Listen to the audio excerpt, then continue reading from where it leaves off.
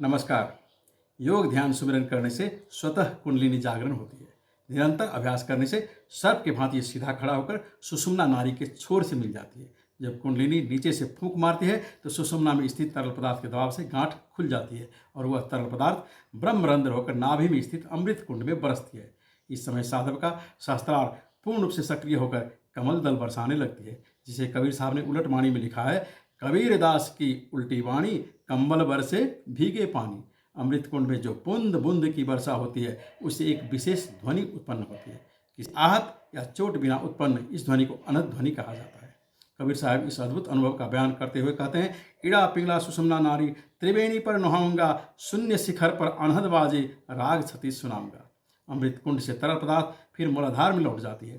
तरल पदार्थ का यह चक्र ऐसे ही चलती रहती है, जिससे एक ब्रह्म ऊर्जा उत्पन्न होती है। जीवात्मा को परमात्मा से मिलने में यही ऊर्जा सहायक बनती है।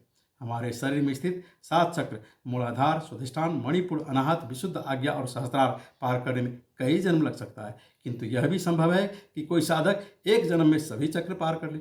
यही है मानव शरीर का रहस्य। साहब कहते हैं, या घट भीतर बाग बगीचे, इसी में सिरजन हारा, या घट भीतर 7 समुंदर, इसी में 9 लख तारा, या घट भीतर पारस मोती, इसी में परखन हारा, या घट भीतर अनहद बाजे, इसी में साईं हमारा। इसका अनुभव मानव शरीर में ही संभव है। साहेब बंदगी सतनाम।